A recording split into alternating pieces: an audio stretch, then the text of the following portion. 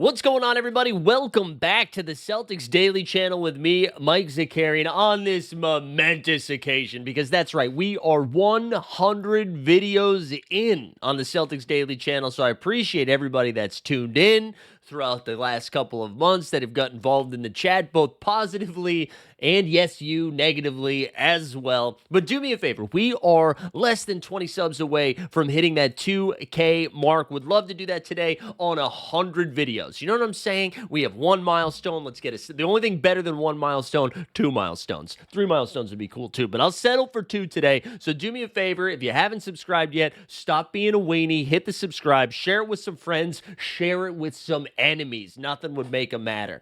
Let's get that up. Let's get it up over 2K. Speaking of getting mad, we are in this weird part of the NBA offseason where there's not enough to talk about. There's just not. But however, the outlets, myself included, still needs to churn out that slop, that sweet, sweet slop content. And we got some of it yesterday involving our guy, Anthony Simons, and a couple of teams that it's just hilarious. So Sam Amico, and here's some help for you, okay? Especially at this part of this year. If you see a report from Sam Amick from The Athletic, hold it up here, okay? That's good stuff. Good stuff. Sam Amick on the beat, understands what's going on, incredible reporting. You see a report from Sam Amico, just put a little grain of salt next to it, okay? Because this is what happened yesterday. We got a report that Anthony Simons, the newly minted Boston Celtic in the Drew Holiday trade, was being eyed by the Philadelphia 76ers and the Denver Nuggets. 2 contenders. Well, Sixers pretenders, but Denver Nuggets, legit contending team in the Western Conference, eyeing Anthony Simons. So I saw this. Insert the meme right there, right? Insert that meme. I was like, here we go. And then you start looking at the books. And I want to know what is in the pipe of Sam Amico, because there's just no way that this can happen with the Denver Nuggets. Now, when you look at the Nuggets roster, I get it, right? I get it. There's a little bit of excitement there because you're thinking about that team and you're like, hey, yes, they added Bruce Brown. They added Cam Johnson for the Michael Porter Jr. swap. They got Tim Hardaway Jr. from the Detroit Pistons. But they did lose Russell Westbrook, and we know Jamal Murray misses some time, right? That just happens. Inevitably, he's going to miss some time either for rest to make sure he's healthy for the playoffs, or he's going to get injured, which has happened almost every single year since the bubble. And then you're like, wow, Anthony Simons would make a ton of sense. He can shoot the 3 ball, would fit really well with Jokic, decent facilitator, right? Well, let's look at some of the Denver Nuggets contracts, because we know that Anthony Simons makes $27.5 million this year, and then the contract falls off. So let's look at some of the Nuggets contracts, because again, in this world, in this trade, the Celtics would have to also have to get some of that money back. Well, Nikola Jokic makes $55 million. I don't work for the Denver Nuggets, but I'm going to go ahead and say Jokic is off the table. You got Jamal Murray, $46 million. That wouldn't make sense. Aaron Gordon and Cameron Johnson both make $22 and $21 million respectively. So that means, because after that, it's like Jonas Valanciunas is down to $10 million, and we know he wants to go play in Greece. And then it's Zeke Naji, 8. Christian Brown, by the way, what a great deal. They're getting $5 million off of him. He's been like a surprise breakout in his rookie contract. Peyton Watson, another expiring at $4 million. Day'Ron Holmes, $3 million. Right? We go down the list. So this deal's not happening. It's physically impossible, because there's no world in which Aaron Gordon, who was arguably the second most important player on the Denver Nuggets that last postseason run, had multiple game winners in the postseason. You're telling me he's going to be included for Anthony Simons? It doesn't make sense. It's a bad report. So obviously, listen, I would love for this to have some juice behind it, because again, I do think the Celtics need to make a move. They need to make one more move, whether it happens now or before the All-Star break. They need to get under the tax. They need to. They can't be in the first apron. It just doesn't make sense with this roster construction. Like, you can't have the front court that we have and then be paying tax. It's just malpractice. So, yeah, the Simons report comes out. I get a little excited. It gets the juices flowing a little bit. But it was garbaggio. Now, let's go look at the 76ers. You guys can't see this. I'm over on Spotrac. We don't share screen over in these streets, although we should at some point. We might have to take a coffee sip here in a second. I think we're just going to do it. We need a sponsored segment here, just like Mike's coffee sip before he yells about Sam Amico. There's some ASMR for you freaks. All right, so again, let's look at the Sixers contracts. And honestly, you know what? Some people are into therapy, some people are into yoga. What I do sometimes is just look at what the 76ers are paying guys, and that actually makes me feel better. That resets my feelings. Let's look at this. Joel Embiid. He's making $55 million this year and for a couple more years after that. You got Paul George, Podcast P. Playoff P. He's making $51 million this year and another 50 plus next season. Then you got Tyrese Maxey. That's the one I won't make fun of. He's just under $40 million for the next couple of years. VJ Edgecombe is the fourth highest paid player. A guy who has yet to play a game, fourth highest paid player on the Sixers team. And then it's Kelly Oubre. He makes $8 million. Andre Drummond with $5 million. McCain, second-year guy, $4.2 million. And then it's a bunch of expiring contracts after that. Trendon Watford, Eric Gordon, Kyle Lowry, Justin Edwards, Adem Big Ol' Bona, Joni Broom, and then Igor Milicic Jr., which reminds me, shout out Igor Milicic. Do I know him? No. But he made a junior, and we love a junior. So there you go. That's the Sixers roster. You tell me where that Simons trade is happening. You know what I'm saying? So, like, Amico, this took me 2 minutes. I did this with the camera recorded, just went to Spotrac. You can't do that. Also, look at the roster construction of Philly. Why would they got Edgecombe, Maxey, and McCain. And unless they're trying to do, what's the opposite of, like, the Space Jam Monstars? This sounds like a TLC show, like Little People, Big NBA, right? That's what that roster would look like. Yeah, I would probably be playing on that team. 5'7" and under, baby. Me, Isaiah Thomas, Tyrese Maxey, McCain, and Anthony Simons. Let's hit them with it. Yeah, it's garbage. It's a terrible report. I do think, like, the Celtics have said as much that, or have leaked as much, that they're still open to trading Simons. Like, we know another deal is happening. And so I think Amico just went to ChatGPT and was like, hey, can you name 2 teams that would really piss off Zakarian tomorrow morning? And he did it. Let's look at the Utah Jazz, though. Let's look at the Utah Jazz as a potential landing spot for Simons, because there's some people in the chat as well getting us a little bit hyped on Walker Kessler as a potential landing spot or as a potential big man for the Celtics. And man, do I love that. I don't know how likely it is, because Walker Kessler, we're in this weird spot here where Walker Kessler only makes $4 million right now, and he's an expiring contract. So essentially, Simons $27 million, Walker $4 million. You need the money to get a little bit closer. So in order to do that, you'd be throwing in guys like maybe a Kenyon Martin, who, again, an expiring contract. Because, like, look at these Utah Jazz rosters. Lauri Markkanen just signed the new deal not too long ago. Shout out FDR. Signed the new deal before last season. So he makes $46 million this year, and then I believe 2 more years after that. Second highest play. I want everybody to play this game at home, all right? Let's try to guess who the second highest paid player on the Utah Jazz is. Ready? Raise your hand. Who do you think it is? It is Yusuf Nurkic, the second highest paid player for the Jazz. Yusuf Nurkic, the Bosnian beast himself. He's making almost $20 million a year. Yikes. Kyle Anderson, slow-mo, he's making $9 million. He's got another year after this. That's their third highest player. And then it's Ace Bailey, the rookie, Georges Niang. So anyways, in order to make this deal happen, you'd have to throw in like a Kenyon Martin. Taylor Hendricks is another name. I don't think they'd move off of Taylor Hendricks. Kevin Love is on the Jazz. Forgot about that. Utah loves a white big guy.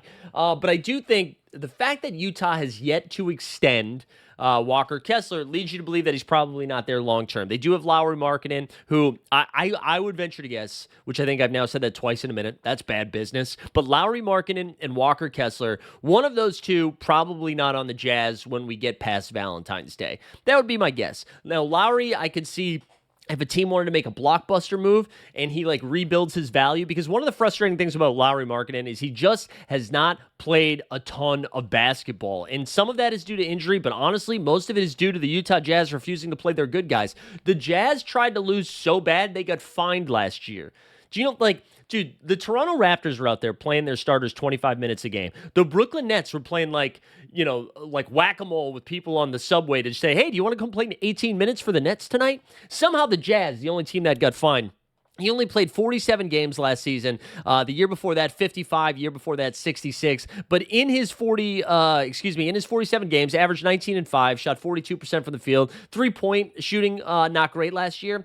But I could see a world, right, where Markkanen just straight up cooks this season, and then the Jazz are like, listen, we can get off the money right now, be a full-on young ass team, and then get some assets back and move off of our all-star Lowry legend, the finisher. But Walker Kessler, on the other hand, right, he only makes $4.8 million, and he's an expiring contract. And I do think it is intriguing that they've yet to extend him. And if they haven't extended him yet, my guess is they're not sold that they want to pay him. And that is the conversation that Celtics fans and the front office need to have. Like, if you are going to make a move for somebody like Walker Kessler, you have to decide right now that he is a long-term fix, and you have to decide how much you're going to pay him, right? So let me give you some Walker Kessler. Also, here are some nicknames for Walker Kessler. The Sheriff. I'm assuming that's Walker Kessler, Texas Ranger. And Skywalker. Okay, both great. So Kessler, like more of a defensive guy, made the 22-23 all-rookie team. Last season played 58 games. Shut out the Utah Jazz front office. And he averaged 11 points, 12 boards, and he averages 2.4 blocks per game for his career for all 3 seasons. But what I ask you here, what do you pay Walker Kessler? Like, I'm trying to find what is the right comp of who Walker Kessler is. Because my first thought was like, maybe does he get Miles Turner money? What's Miles Turner making? Like $25+ million a year with his new deal with the Bucks. It actually might be a little bit more than that. That's probably too much because, like, yes, Walker Kessler's a little bit younger, but they've got similar defensive capabilities. Walker Kessler probably a little bit higher as a defender now as Miles Turner's regressing a little bit. And Miles Turner's still a very good defender, but maybe not what he was a couple years ago. But, I mean, Miles Turner, he can play next to Giannis. He can play next to Hallie, right? Like, he can stretch the floor a little bit and knock down the 3 ball. Kessler's not going to do that. Kessler, I think, shoots 17% from 3. He's not going to take them. He's not going to make them. He's basically Ben Simmons as a 3-point shooter. So, like, what range? People were mentioning Ivica Zubac recently as a potential guy to go after. I don't think the Clippers really move off of him. But, like, he's not as good as Zubac, right? Because Zubac, like, maybe he's a little bit of a better defender, but Big Z, a much better rebounder and offensive player as well. Is he like Clint Capella 5 years ago? Maybe when Clint Capella first got to Atlanta? Is that kind of the comp for him, right? Where he can do some rim running, but pretty limited offensively, really good defensively, protects the rim. I don't know. So, like, what would you be comfortable with paying Walker Kessler? $20 million a year? $18 million a year? 25? Because I think there is going to be a want for him. When you look at the center position, you either get elite bigs, and then there's a big drop-off, right? There's a big drop-off from your Wembys, your Jokic's, your Anthony Davis's. I know I'm forgetting other guys. Embiid, sure, we'll throw him in there. Cat. But after that, like, what are you looking for there? And again, he limited offensively, but what he brings defensively, and he's still, like, pretty young. What's he, like, 23 years old? 24 years old, excuse me. Just turned 24. Hey, Walker, happy birthday. Happy birthday. But yeah, what are you willing to pay a guy like that? Because that is what the Celtics would have to consider if they make a move for somebody like him. And yeah, like, it helps you this season, but you're not really, like, you're not, any move you make, you're not, shut up, Sting. What am I doing? Every move you make is going to be for not this year, but next year and the year after, right? Like, I know, pie in the sky. Oh, they're not putting enough respect on our name. Like, come on. If we're being realistic here, we're a 4 seed. We're a 4 seed. At the best case scenario, we're a 4 seed. We win the first round, and then all of a sudden it's game 6 in the second round, and we're putting, like, do not believe, cowboy up, all of this shit on t-shirts, right? That's our best case scenario. You're signing a guy like this. You're thinking about when Tatum comes back, that's the final piece, right? Hugo develops into something. You got Tatum, Brown, Peyton Pritchard, Derek White. Who is the 5th guy? Who is the stalwart in the 5-hole that's going to be able to defend the rim, protect the rim run? Like, who's that guy going to be? And that is, like, that's the answer they need to have, not for this season, but for the 26-27 season. And if Walker Kessler is that answer, how much are you willing to pay for him? I think it probably, like, if he's getting more than $20 million, see ya. I'm not into it. If he's like 3 years, actually, that's not true. If it's like a 3-year, $75 million, $25 million, that's what I would do. I would do 25. If it starts getting north of that, smell you later. Not interested. All right, that's it. Tell me how you feel about Walker Kessler, though. Are you in? The Skywalker. Dude, especially being a Bostonian, if we get somebody with the nickname the Skywalker. Skywalker throws it down. Come on. We'd love it. We would love it. I'm into it. I'm into it depending on the price. But anyways, let's get to just some positivity. The vibes are good. Vibes are good. I just saw this on the internet. Again, this just tells you how slow the season is right now. Yesterday, Jason Tatum, or 2 days ago, went to Bradley Beal's wedding. And one quick joke on the Bradley Beal's wedding that I saw on the internet. I believe it was NBA Centel, which normally their hit rate is like 1 out of 10. It's not great. They're definitely quality over quantity, but this was good. Bradley Beal, it said Bradley Beal questionable for his honeymoon. A-plus stuff. A-plus stuff. Really good joke there. But anyways, Tatum was there, and he had braids. And I normally don't comment on people's hair, and honestly, not going to today. But there was a great clip of Jaylen Brown reacting to it, being like, nah, that's crazy. And it was funny. And in general, I got to say, like, all things considered, the vibes seem pretty good in Boston. And I think there is a world where that would not be the case, right? They underachieved this past season. I mean, yes, it's hard to defend a title, but when they were matched up against the Knicks in the second round, I thought they were going to win in 5. I really did. And we remembered the Tatum injury, which we'll talk about again here in a second, as like, oh, that was the turning point. But dude, they were losing that game anyways. They were going to be down 3-1 with or without the Tatum injury. So there's a world where like vibes would be bad. But instead what we have here, we've got Tatum and Brown seem like things are good. Vibes are good. You've got Hugo Gonzalez running basketball camps in Medford. You got Peyton Pritchard scoring 68 on some scrubs out there. And Joe Mazzulla, there was a great story the other day. Derek White was doing a workout in Colorado, where he's from, back in his hometown. Joe Mazzulla travels out to Colorado, hung out with his family for the whole day or for a day or two. Seems just like the vibes in Boston, all things considered, seem pretty good. And again, it's easy to have good vibes on August 25th. Like, can you do that in December, 18 to 22 games into the season? But also another great fun. I don't know how many people saw this clip going around, but it was somebody trying to take a photo of Joe Mazzulla and Coach on a flight, just like snap a quick photo, and Joe Mazzulla is staring down the barrel of the camera, and it's so funny. It's so funny. But anyways, good vibes in Boston. You love to see that. Let's get to some of your comments, but before we do that, hey, come on. The 100th video, 2K subs. Let's do this today. Me and you. It's a team effort here. Let's get to our first comment. Our guy, Handsome Be Wonderful. I believe that was the first one we were going to talk about. So in the last video, we mentioned some of the young guys, right? And the Handsome Be Wonderful says, I'm high on Hugo because of his size and feel for the game. The rest of the young guys are scrubs. I'm with you on Hugo, man. And I think if you are just a box score watcher, a casual, if you will, although that being said, I haven't watched a single Real Madrid game. So this is me. But if you just are looking at the box score, like, it's not going to overwhelm you, his numbers. But I do think he does a lot of the dirty work. Good, like you said, good feel for the game. And I think we're just trying to see this season if he's got enough to make sense with this team moving forward. Like, is his European game, where he was like jumping in passing lanes, being in the right place at the right time, is that going to translate to the NBA, to Mazzulla style basketball? And if so, that's great. I still, like, I know you said the rest of the young guys are scrubs. I mean, that's probably true. I'm still dumb high. Like, dumb. I recognize it's a dumb take on Baylor Shireman. I want the Baylor Shireman thing to work. I'm a believer.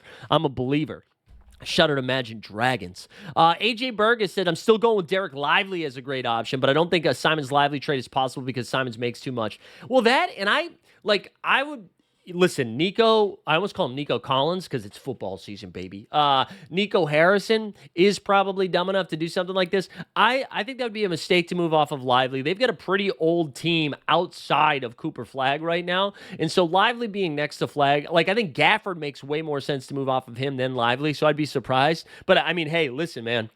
If they're going to move off of Lively, I am here for it. One more comment, actually, a couple more comments, but one more I want to get into is our guy, Mikey Spags here, because Mikey Spags bringing some positivity. He said, here are my top 5 Celtics players for 25-26. Jaylen Brown, And then he said he's going to average 28 points per game. Simons is going to average 25 points per game. The third player, Peyton Pritchard, also averaging 25 points per game, 38% shooting from three. Okay? So by the way, right now, that is 78 points per game between three guys. Derek White is going to average 22 points per game with 8 assists. And then, so this is what I would say. What's that meme where you like, we had him in the first half and then like whatever? That's what happened with me. Because you had Derek White, 22 points per game. And then number 5, fifth best Celtic for this season, Josh Minott, 18 points per game, 2 blocks per game. I'll tell you this, Mikey Spags.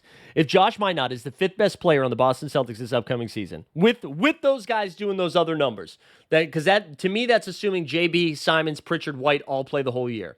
If Minott is the 5th best player, you can be me. You can do the Celtics Daily channel. You can do it. You can do it because that's nuts. That's nuts. But I'm here for it. I hope it's right. I hope you're right, Mikey Spags. All right, I'm going to get to the last couple of comments because they made me laugh and I love them. But do me a favor again, hit that subscribe, baby. All right, let's do it. Sam Poland 6277. Celtics Daily are clickbait titles. The only way you can get views, whatever happened to hard work and good information? You make these clickbait titles that make people want to unsubscribe from your channel. It honestly pisses me off more than anything because I know it's bullshit. But why do you have to make it seem like something it's not just to get people to click? Definitely not subscribing to this junk anymore. Shout out Sam Poland. I don't know. The comment to me read like Will Ferrell and Anchorman or something. Hey, listen, I get it. Some of them are clickbaity. So I get some of the time. This is a game changer. Something's a brewing. I get it. But listen, we are a new YouTube channel. This is what the algorithm tells you to do. Hate the game. Hate the game, not the player. This is what the YouTube gods make you do. So I apologize if that rubs you the wrong way. But listen, you've watched enough. You know what's going to happen. You're going to see 2 faces on the thumbnail, 2 players. You're going to see a title. And then I'm just going to spew out stuff for 20 minutes. Pause. And today, it was yelling about Sam Amico. It was the Great White Hope, Walker Kessler. It was good vibes. And then it was your comments. 100 videos down the tank or in the tube, in the can. I don't know, whatever you want to say. Appreciate everybody hanging out. Let's hit 2K today. Let's do it. Thanks for watching. We'll see you tomorrow.